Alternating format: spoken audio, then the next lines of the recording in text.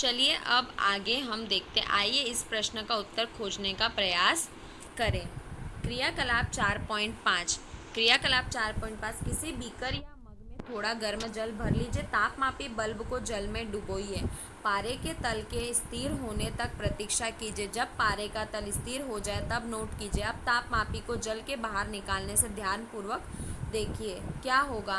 क्या आप देखते हैं कि जैसे ही तापमापी को जल से बाहर निकाला जाता है तल गिरने लगता है। इसका अर्थ यह है कि प्रयोगशाला तापमापी द्वारा ताप का पाठ्यांक तभी नोट करना चाहिए जब तक बल्ब या जल या उस वस्तु में रखा गया जिसका ताप मापन हो। आइए स्मरण कीजिए कि अपने शरीर का ताप मापने समय आपको पाठ्यांक नोट करने के लिए थर्मामीटर को मुंह के बाहर निकालना पड़ता है। क्या तब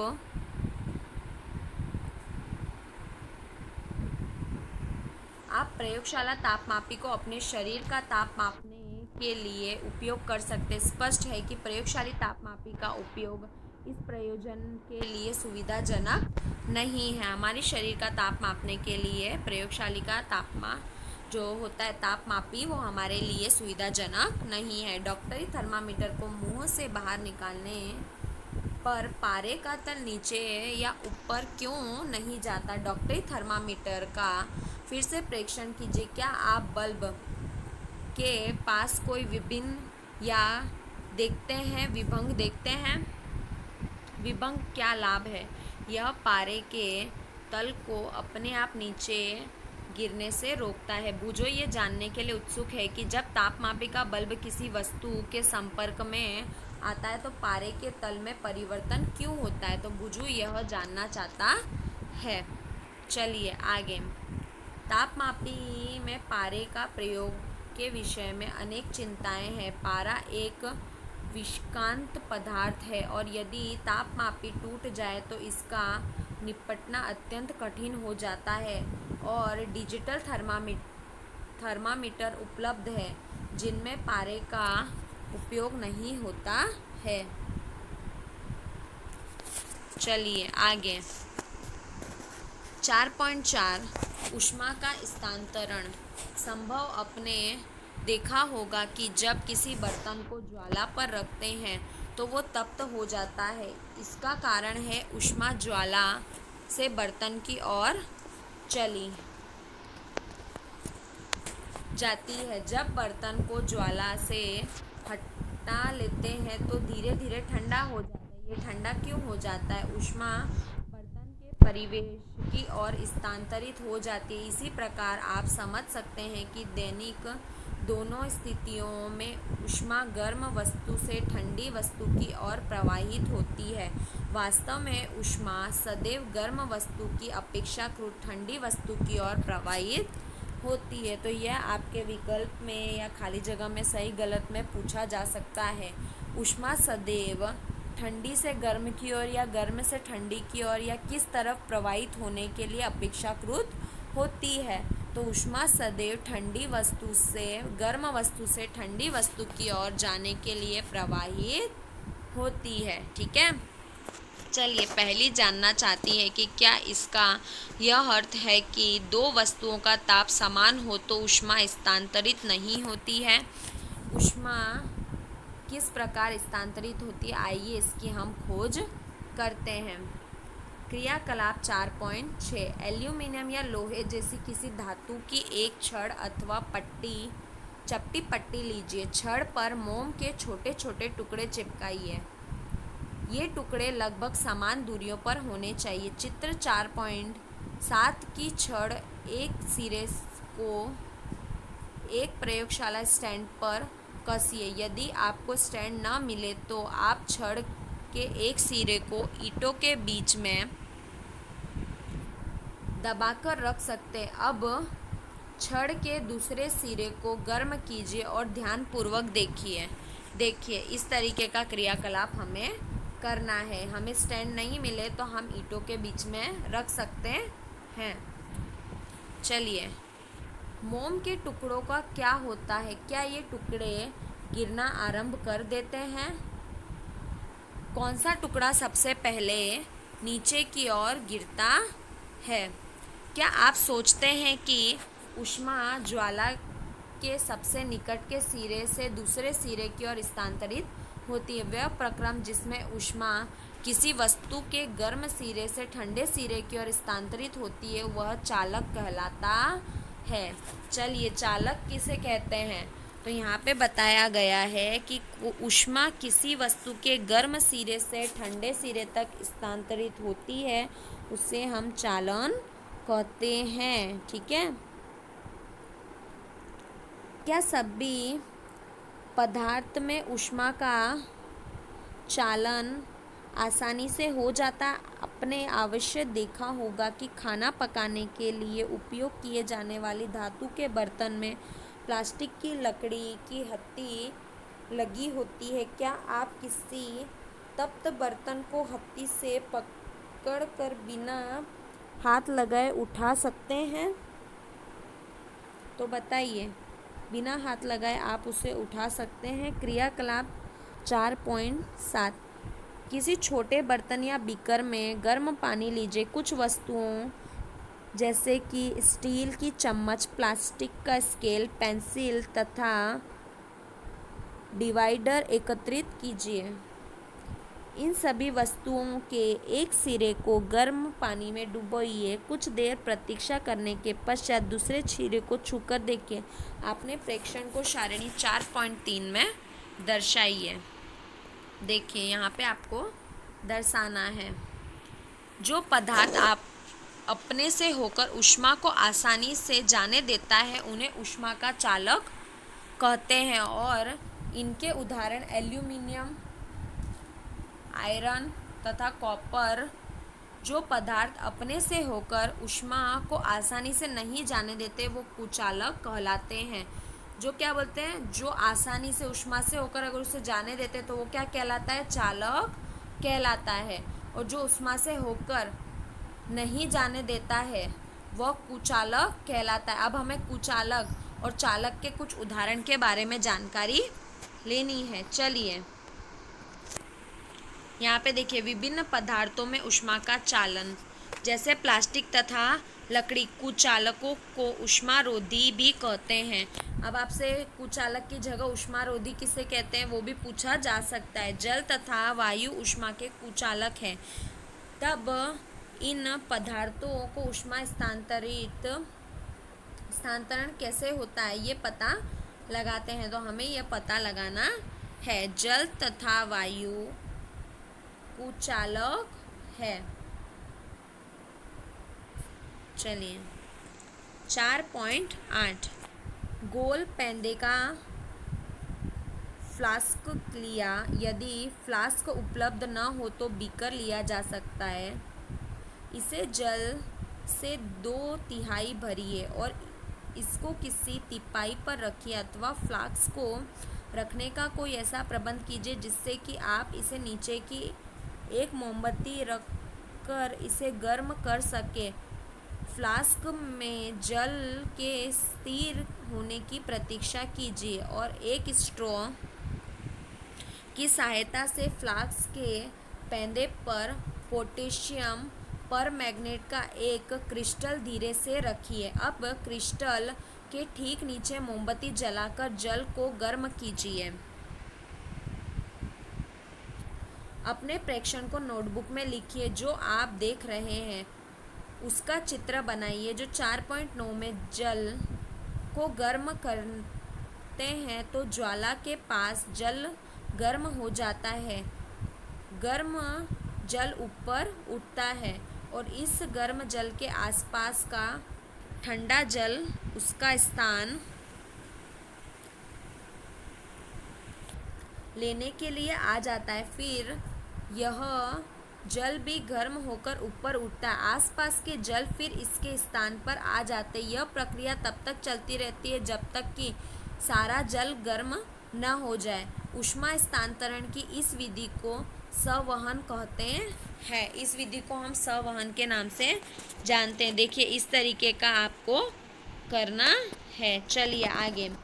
वायु में ऊष्मा का स्थानांतरण किस प्रकार होता है? धुएं की किस दिशा में जाती है। ऊष्मा स्रोत के पास की वायु गर्म होकर ऊपर उठती जाती है, इस प्रकार यह वायु भी गर्म हो जाती है और यह प्रक्रिया चलती रहती है। क्रियाकलाप 4.9 द्वारा आप इस विचार की पुष्टि कर सकते हैं। क्रियाकलाप 4.9, एक मोमबत्ती जलाइए और अपने एक हाथ को ज्वाला के ऊपर तथा दूसरे हाथ को ज्वाला के पार्श्व में रखिए। 4.10, क्या आपके दोनों हाथ समान गर्मी का अनुभव करते हैं? नहीं, तो कौन सा हाथ अधिक गर्म का अनुभव करता है, ऐसा क्यों? चलिए, वायु में ऊष्मा का स्थानांतरण संवहन द्वारा होता है। सावधान, अपने हाथों को ज्वाला से सुरक्षित दूरी पर रखिए जिससे कि वे जले नहीं। ध्यान दीजिए, ऊपर की ओर वायु संवहन द्वारा गर्म होती है, इसीलिए ज्वाला से ऊपर का हाथ गर्मी प्रदान करता है। देखिए इस तरीके से आगे अनुभव करता है, तथापि पार्श्व की वायु संवहन द्वारा गर्म नहीं हो पाती, इसीलिए यह वायु लौ के ऊपर वायु जैसे गर्म नहीं लगती। अब आप देखिए, आपने मोमबत्ती के ऊपर अपना हाथ रखा है और बाजू में रखा है, तो जो बाजू वाला हाथ है वो इतना गर्म नहीं होगा, जो लौ के ऊपर हाथ रखा है वो ज़्यादा तेजी से गर्म होगा। तटीय क्षेत्रों में रहने वाले लोगों के एक मनोरंजक परिघटना का अनुभव करते हैं। दिन में समय धरती या थल जल की अपेक्षा शीघ्र गर्म होते हैं। स्थल के ऊपर की वायु गर्म होकर ऊपर उठ जाती है, इसका स्थान लेने के लिए समुद्र की ओर से ठंडी वायु स्थल की ओर बहती है। चक्र को पूरा करने के लिए स्थल की ओर गर्म वायु समुद्र की ओर बह जाती है और समुद्र की ओर आने वाली वायु को समुद्री सीमा कहते हैं, और समुद्री सीमा की ठंडी वायु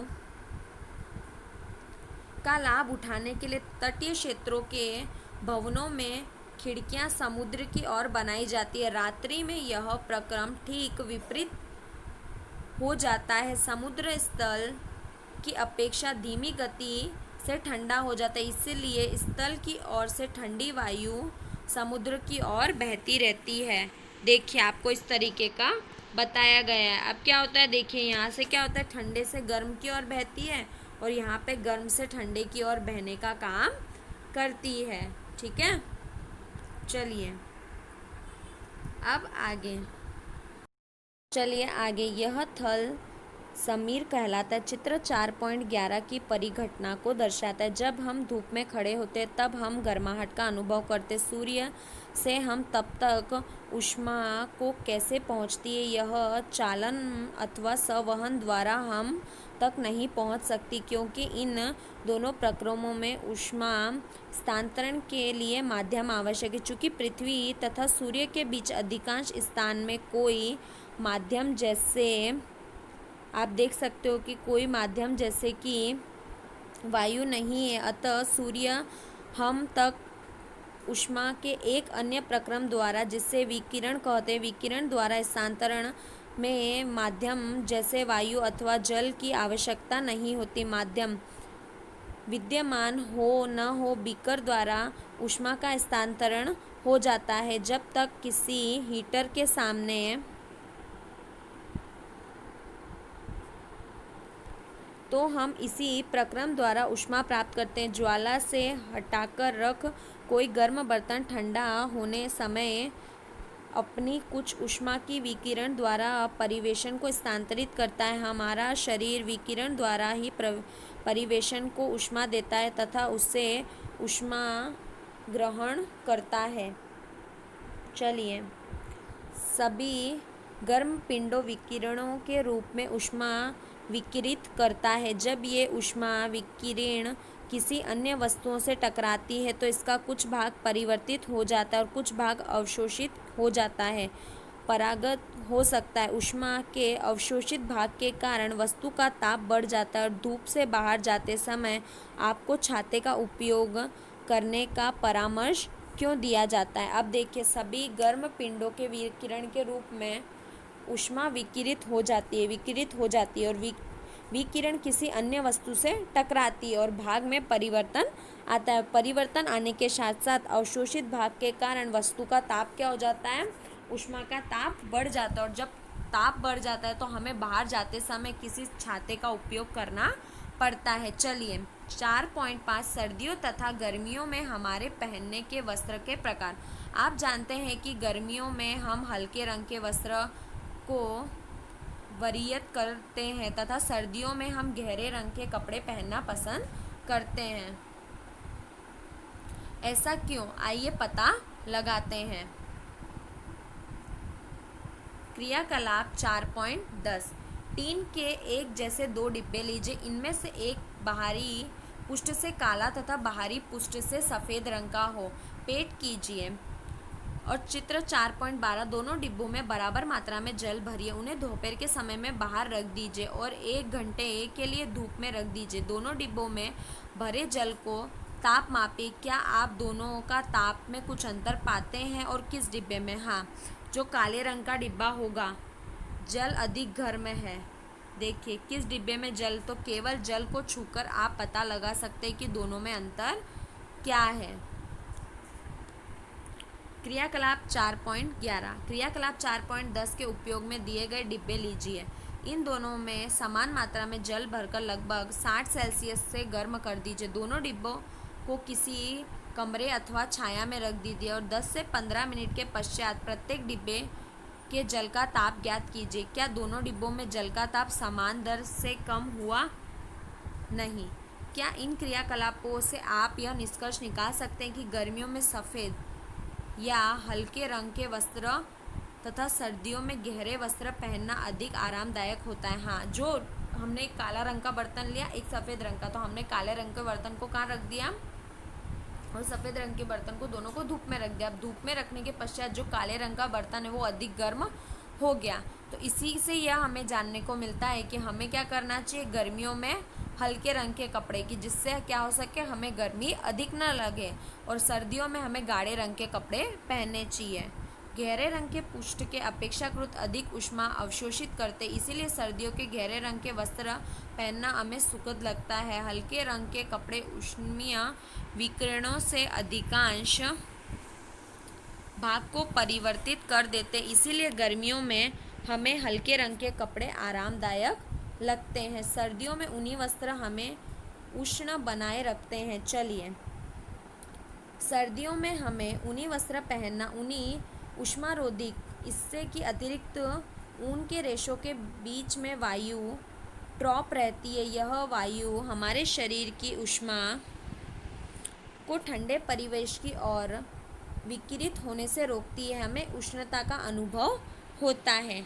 चलिए अब मान लीजिए उदाहरण के रूप में सर्दियों में आपको एक मोटा कंबल अथवा एक के ऊपर एक जुड़े दो पतले कंबलों में से किसी एक का चुनाव करने का उपयोग करने की छूट दी जाए तो आप किसे चुनेंगे और क्यों? याद रखिए दो कंबलों के बीच में वायु की एक परत विद्यमान है, इसीलिए हम एक मोटे कंबल को चुनेंगे जिससे हमें ठंडी का अनुभव ना हो। चलिए अब यहाँ पर आपका ये पाठ समाप्त होता है। तो हमने कौन कौन सी जानकारी पाठ में ली वो यहाँ पे आपको बताई हुई है। अब बात आती है आपके अभ्यास की। तो ये अभ्यास आपको आपकी नोटबुक में लिखकर समाप्त करना है। ठीक है, यहाँ पर आपका ये पाठ खत्म होता है। धन्यवाद विद्यार्थियों।